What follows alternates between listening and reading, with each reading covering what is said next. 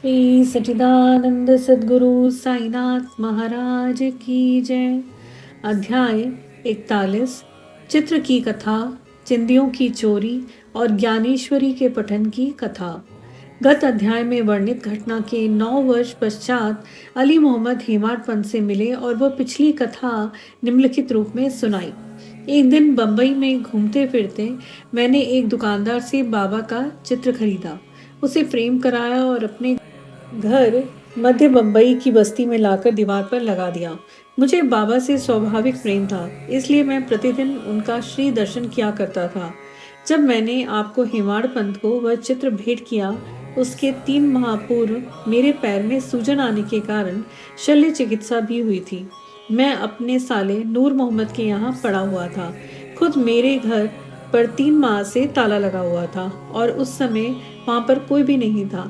केवल प्रसिद्ध बाबा अब्दुल रहमान, मौलाना साहिब, मोहम्मद हुसैन, साईं बाबा, ताजुद्दीन बाबा और अन्य संत चित्रों के रूप में ही वहाँ विराजमान थे, परंतु कालचक्र ने उन्हें भी न छोड़ा।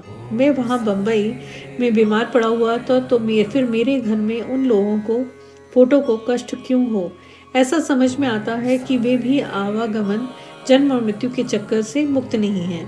अन्य चित्रों की गति तो उनके भाग्यानुसार ही हुई, परंतु केवल श्री साईं बाबा का ही चित्र कैसे बच निकला, इसका रहस्योद्घाटन अभी तक कोई नहीं समझ सका। इससे श्री साईं बाबा की सर्वव्यापकता और उनकी असीम शक्ति का पता चलता है।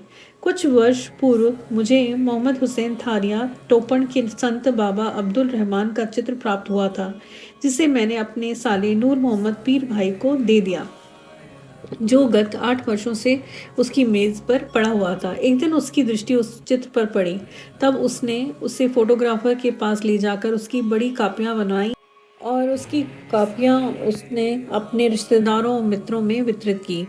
उनमें से एक प्रति मुझे भी मिली थी, जिसे मैंने अपने घर की दीवार पर लगा रखा था।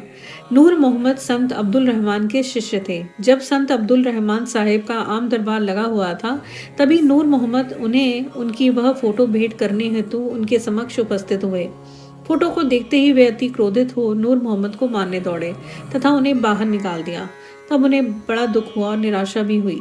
उन्हें विचार आया कि मैंने इतना रुपया व्यर्थ ही खर्च किया, जिसका परिणाम अपने गुरु के क्रोध और अप्रसन्नता का कारण बना। उनके गुरु मूर्ति पूजा के विरोधी थे, इसलिए वे हाथ में फोटो लेकर अपोलो बंदर पहुंचे और एक नाव किराए पर लेकर बीच समुद्र में फोटो विसर्जित कराए। नूर मोहम्मद ने अपने सब मित्रों और संबंधियों से भी प्रार्थना कर सब फोटो वापस लिए। कुल 6 फोटो थे और एक मचुए के हाथ में बांद्रा के निकट समुद्र में विसर्जित करा दिए। इस समय मैं अपने साले के घर पर ही था।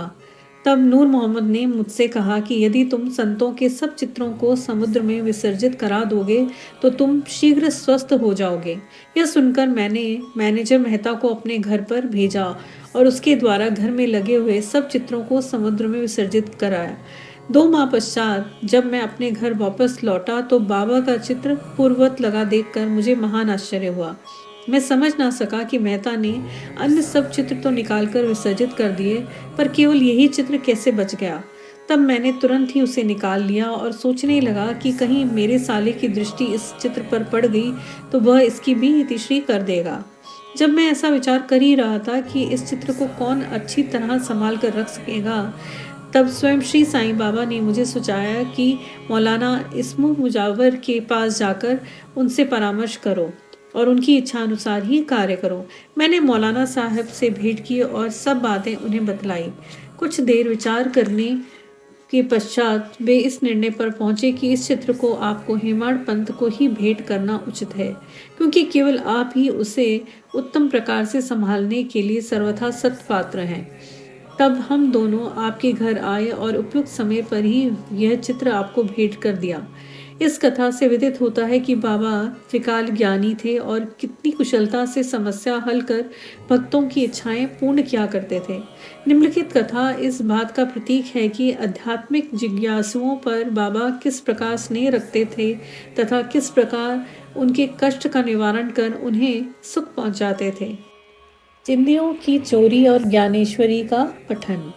श्री बीवी देव, जो उस समय डहाणू के मामलतदार थे, को दीर्घ काल से अन्य धार्मिक ग्रंथों के साथ साथ ज्ञानेश्वरी के पठन की तीव्र इच्छा थी। ज्ञानेश्वरी भगवद गीता पर श्री ज्ञानेश्वर महाराज द्वारा रचित मराठी टीका है। वे भगवद गीता के एक अध्याय का नित्य पाठ करते तथा थोड़ा बहुत अन्य ग्रंथों का भी अध्ययन करते थे। परंतु जब भी वे ज्ञानेश्वरी का पाठ प्रारंभ करते तो उनके समक्ष अनेक बाधाएं उपस्थित हो जाती थी, जिससे वे पाठ करने से सर्वथा वंचित रह जाया करते थे। 3 मास की छुट्टी लेकर वे शिरडी पधारे और तत्पश्चात वे अपने घर पौड़ में विश्राम करने के लिए भी गए। अन्य ग्रंथ तो वे पढ़ा ही करते थे, परंतु जब ज्ञानेश्वरी का पाठ प्रारंभ करते तो नाना प्रकार के कलुषित विचार उन्हें इस प्रकार घेर लेते कि लाचार होकर उसका पठन स्थगित करना पड़ता था। बहुत प्रयत्न करने पर भी जब उनको केवल 2-4 पंक्तियां पढ़ना भी दुष्कर हो गया, तब उन्होंने यह निश्चय किया कि जब दयानिधि श्री साईं ही कृपा करके इस ग्रंथ के पठन की आज्ञा देंगे तभी उसका श्री गणेश करूंगा। सन 1914 के फरवरी मास में वे सकुटुंब शिरडी पधारे। तभी श्री जोग ने उनसे पूछा कि क्या आप ज्ञानेश्वरी का नित्य पठन करते हैं? श्री देव ने उत्तर दिया कि मेरी इच्छा तो बहुत है, परंतु मैं ऐसा करने में सफलता नहीं पा रहा। अब तो जब बाबा की आज्ञा होगी तभी प्रारंभ करूंगा। श्री जोग ने सलाह दी कि ग्रंथ की एक प्रति खरीद कर बाबा को भेंट करो और जब वे अपने कर कमलों से स्पर्श कर उसे वापस लौटा दें तब उसका पठन प्रारंभ कर देना। श्री देव ने कहा कि मैं इस प्रणाली को श्रेयस्कर नहीं समझता, क्योंकि बाबा तो अंतर्यामी हैं और मेरे हृदय की इच्छा उनसे कैसे गुप्त रह सकती है। क्या वे स्पष्ट शब्दों में आज्ञा देकर मेरी मनोकामना पूर्ण ना करेंगे? श्री देव ने जाकर बाबा के दर्शन किया और 1 रुपया दक्षिणा भेंट की। तब बाबा ने उनसे 20 रुपये दक्षिणा और मांगी, जो उन्होंने सहर्ष दे दी। रात्रि के समय श्री देव ने बालक राम से भेंट की और उनसे पूछा, आपने किस प्रकार बाबा की भक्ति तथा कृपा प्राप्त की है? बालक राम ने कहा, मैं दूसरे दिन आरती के समाप्त होने के पश्चात आपको पूर्ण वृत्तांत सुनाऊंगा। दूसरे दिन जब श्री देव साहब दर्शनार्थ मस्जिद में आए तो बाबा ने फिर 20 रुपये दक्षिणा मांगी, जो उन्होंने सहर्ष भेंट कर दी। मस्जिद में भीड़ अधिक होने के कारण वे एक और एकांत में जाकर बैठ गए।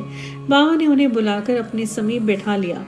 आरती समाप्त होने के पश्चात जब सब लोग अपने घर लौट गए तब श्री देव ने बालक राम से भेंट कर उनसे उनका पूर्व इतिहास जानने की जिज्ञासा प्रकट की तथा बाबा द्वारा प्राप्त उपदेश और ध्यानादि के संबंध में पूछताछ की।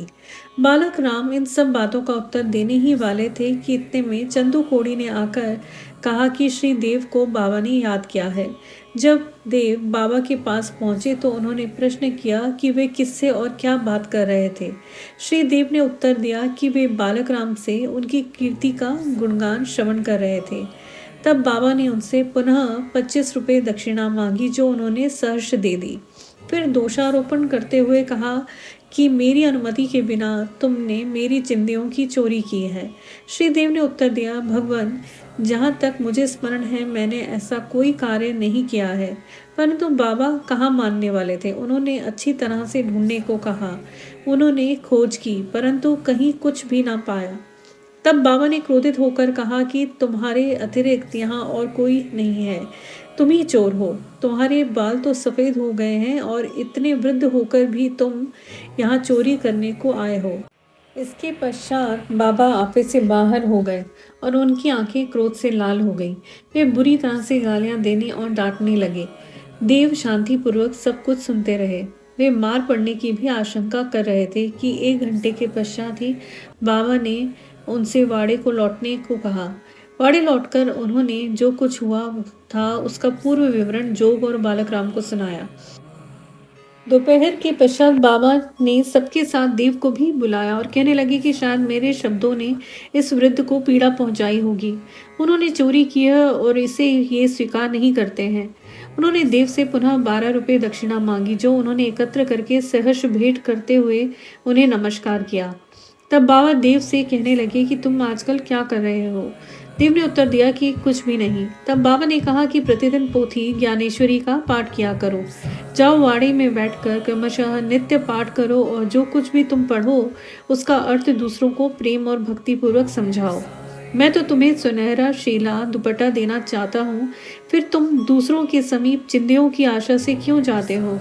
क्या तुम्हें ये शोभा देता है? पोथी पढ़ने की आज्ञा प्राप्त करके देव अति प्रसन्न हुए। उन्होंने सोचा कि मुझे इच्छित वस्तु की प्राप्ति हो गई है, अब मैं आनंद पूर्वक पोथी ज्ञानेश्वरी पढ़ सकूंगा। उन्होंने पुनः साष्टांग नमस्कार किया और कहा कि हे प्रभु, मैं आपकी शरण हूँ, आपका अबोध शिशु हूँ, मुझे पाठ में सहायता कीजिए। अब उन्हें चिंदियों का अर्थ स्पष्टतया विदित हो गया था। उन्होंने बालक राम से जो कुछ भी पूछा था वह चिंदी स्वरूप था। इन विषयों में बाबा को इस प्रकार का कार्य रुचिकर नहीं था, क्योंकि वे स्वयं प्रत्येक शंका का समाधान करने को सदैव तैयार रहते थे। दूसरों से निरर्थक पूछताछ करना वे अच्छा नहीं समझते थे। इसलिए उन्होंने डांटा और क्रोधित हुए देव ने इन शब्दों को बाबा का शुभ आशीर्वाद समझा तथा वे संतुष्ट होकर घर लौट गए। यह कथा यहीं समाप्त नहीं हुई। अनुमति देने के पश्चात भी बाबा शांत नहीं बैठे तथा 1 वर्ष के पश्चात वे श्रीदेव के समीप गए और उनसे प्रगति के विषय में पूछताछ की। 2 अप्रैल सन 1914 गुरुवार को सुबह बाबा ने स्वप्न में देव से पूछा कि क्या तुम्हें पोथी समझ में आई? जब देव ने स्वीकारात्मक उत्तर ना दिया तो बाबा बोले कि अब तुम कब समझोगे? देव की आंखों से टप टप करके अश्रुपात होने लगा और वे रोते हुए बोले कि मैं निश्चय पूर्वक कह रहा हूँ कि हे भगवान, जब तक आपकी कृपा रूपी मेघ वृष्टि नहीं होगी तब तक उसका अर्थ समझना मेरे लिए संभव नहीं है, और यह पठन तो भार स्वरूप ही है। तब वे बोले कि मेरे सामने मुझे पढ़कर सुनाओ, तुम पढ़ने में अति शीघ्रता क्या करते हो? फिर पूछने पर उन्होंने अध्यात्म विषयक अंश पढ़ने को कहा। देव पोथी लाने गए और जब उन्होंने नेत्र खोले तो उनकी निद्रा भंग हो गई। अब पाठक स्वयं ही इस बात का अनुमान कर लें कि देव को इस स्वप्न के पश्चात कितना आनंद प्राप्त हुआ होगा। श्री देव अभी सन 1944 जीवित हैं और मुझे गत 4-5 वर्षों के पूर्व उनसे भेंट करने का सौभाग्य प्राप्त हुआ था। जहाँ तक मुझे पता चला है वह यही है कि वे अभी भी ज्ञानेश्वरी का पाठ किया करते हैं। उनका ज्ञान अगाध और पूर्ण है। यह उनके साई लीला के लेख से स्पष्ट प्रतीत होता है। तारीख 19/10/1944। श्री सद्गुरु साईनाथा अर्पण मस्तु। शुभम भवतु। ओम श्री साईनाथाय नमः।